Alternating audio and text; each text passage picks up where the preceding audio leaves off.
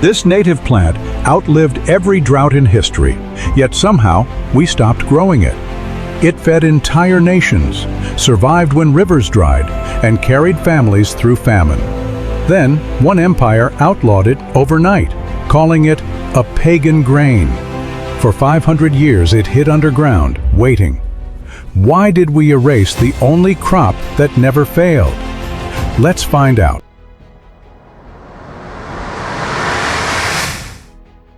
For thousands of years, a tiny red grain kept whole nations alive while empires crumbled around them. It thrived when corn wilted, when rivers dried, when famine swept through the Americas. And yet today, most people have never heard its name.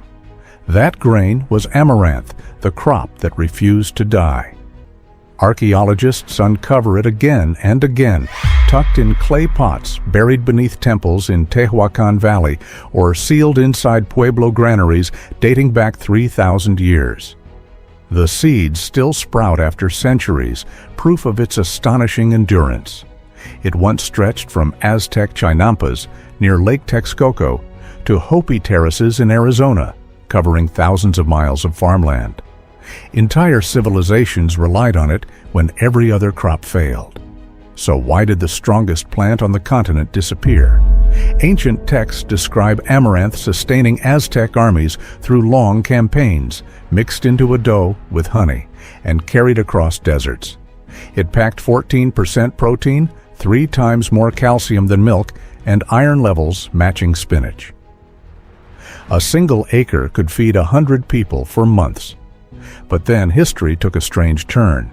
As climate change and hunger rise again, scientists are digging through the past, rediscovering the one grain that never surrendered to heat, flood, or time. Could the crop that fed empires once more feed the future?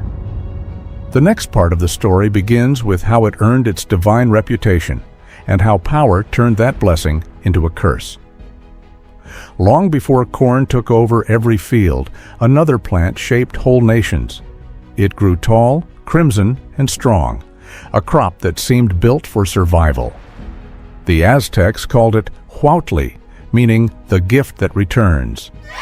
The Hopi and Zuni grew it on stone terraces that caught every drop of rain. To them, it carried both food and spirit in a single seed. In the heart of Tenochtitlan, amaranth fed hundreds of thousands each day.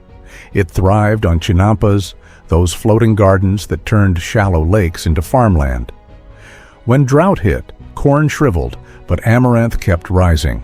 It produced 4 times more iron than rice, double the protein of corn, and kept fresh for decades.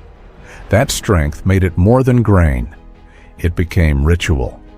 During the Panquetzalistli festival, Aztec priests mixed it with honey and shaped it into figures of their gods, a prayer of gratitude for another year of life.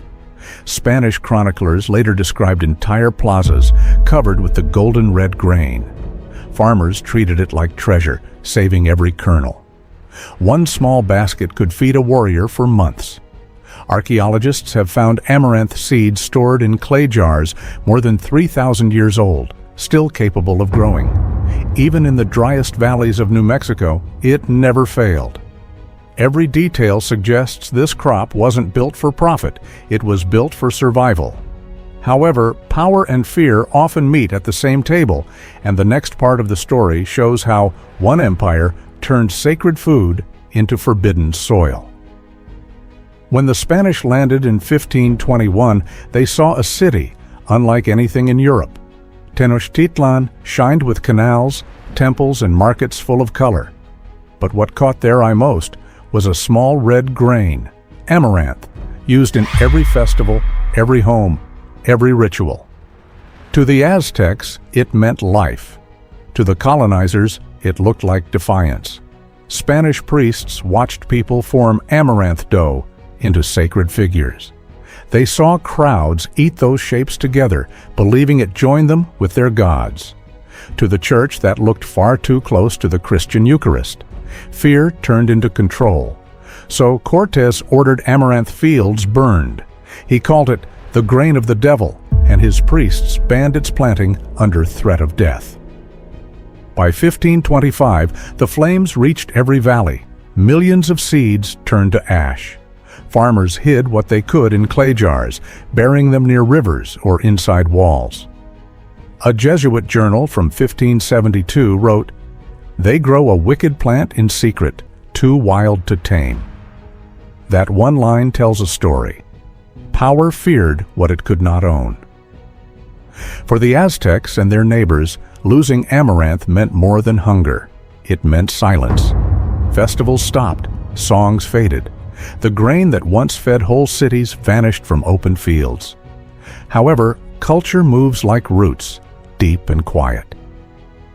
In hidden valleys and mountain pueblos, families kept it alive. Mothers passed seeds to daughters. The plant that survived droughts began its longest test, surviving memory itself.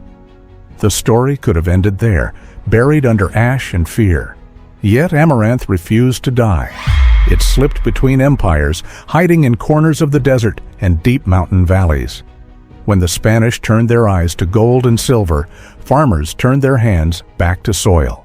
In remote villages of Oaxaca and the high mesas of New Mexico, families planted tiny patches of red seed beside beans and squash. They said it was for color, but everyone knew it was more than that. Grandmothers baked it into bread, ground it into porridge, and hid the seeds inside clay pots.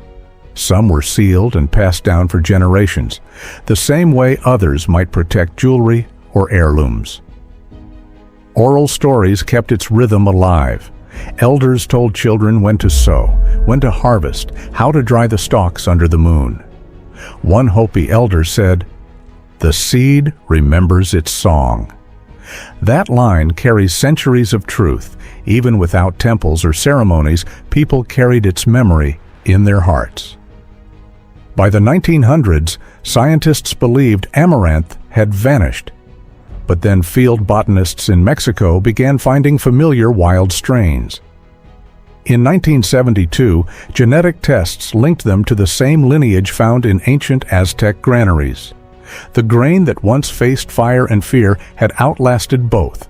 Therefore, what the empire destroyed, the earth quietly protected. The seed waited, patient as time itself. And just when the modern world began running out of answers, it started to rise again, ready for its second life. By the 1800s, the world had traded variety for order.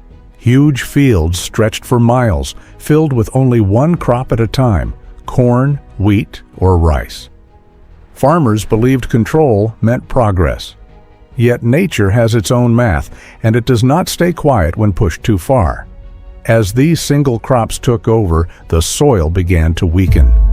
By 1935, the United States lost over 100 million acres of topsoil to the Dust Bowl. That much land could have covered the entire state of California in dust.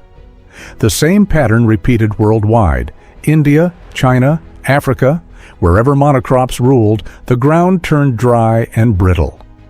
Amaranth could have balanced it all. It grows without fertilizer, holds moisture deep underground, and feeds the soil as it feeds people. But no one wanted a crop that couldn't be patented or taxed. Therefore, the super grain of the Americas stayed wild, growing beside highways, between fences, and on the edges of forgotten farms. Old records from Kansas in 1912 describe it as a stubborn weed that thrives where nothing should. Scientists dismissed it. Farmers plowed over it. Yet it kept returning every summer, taller and redder than before. The very trait that made it unstoppable in the past, independence, made it unwanted in an industrial world. However, when drought began breaking modern crops again, some researchers looked back at the plants that refused to vanish. That quiet rebellion of nature would soon rewrite everything science thought it understood about food and survival. By the early 1970s, food scientists faced a puzzle. Global hunger was rising, droughts kept returning, and even modern crops failed under heat. So researchers began searching ancient seeds for answers. And in that search, amaranth reappeared. A small lab at the University of Illinois received samples from rural Mexico. The grains looked ordinary, yet under the microscope, they glowed with nutrients. Tests revealed something rare, complete protein. Amaranth contained all 9 essential amino acids, the same balance found in meat and eggs. That discovery turned heads, including NASA's. In 1977, NASA tested amaranth for space farming. It grew fast, stayed compact, and produced edible leaves and seeds within 30 days. Therefore, it became one of the first plants listed as suitable for life beyond Earth. A report called it a self-sustaining food source for closed environments. What ancient farmers grew on mountains, astronauts could grow in orbit. At the same time, biologists in India and Peru confirmed it could yield up to 5,000 pounds per acre with minimal water. The plant absorbed carbon and returned nitrogen to the soil, healing what other crops had drained. For the first time in centuries, science caught up with indigenous knowledge. However, a question grew louder. How did people 3,000 years ago understand what modern technology had to rediscover? That mystery led scientists back to native communities where elders had never stopped calling amaranth by its true name, the grain of life. When scientists looked to space, native farmers looked homeward. Across Arizona, Mexico, and the Andes, people were already reviving amaranth, quietly, without headlines, guided by memory rather than research. The movement began in the 1980s, long before food magazines called it ancient. In the Sonoran Desert, the Tohono O'odham Nation reintroduced amaranth to their dry fields. The seeds had been passed through families for generations, stored in gourds, and handed down with wedding gifts. Elders said the plant waited for thirst, a phrase that perfectly matched its nature. It grew stronger when water grew scarce. In Oaxaca, community gardens led by women began cultivating over 40 heritage varieties by 2018. Each seed type had its own color, taste, and story. Some grew blood red, others golden or almost black. Farmers traded seeds the way their ancestors had, across mountains and borders, rebuilding trade networks once erased by colonial rule. Therefore, the revival became more than farming. It turned into cultural healing. Festivals in Mexico City served alegría, a traditional sweet made of puffed amaranth and honey, once banned under Spanish law. School gardens in New Mexico taught children how to thresh by hand, just as their great-grandparents had. The elders called it the plant that never dies. And they were right. Amaranth had lived through bans, droughts, and silence. However, its true return came through people who refused to forget. They brought back more than a crop. They brought back the memory of endurance. Today, the world faces the same question the Aztecs answered centuries ago. What do we grow when everything else fails? Heat waves break records every summer, floods drown fields, and droughts stretch longer each decade. Therefore, scientists began searching again for crops that could outlast chaos.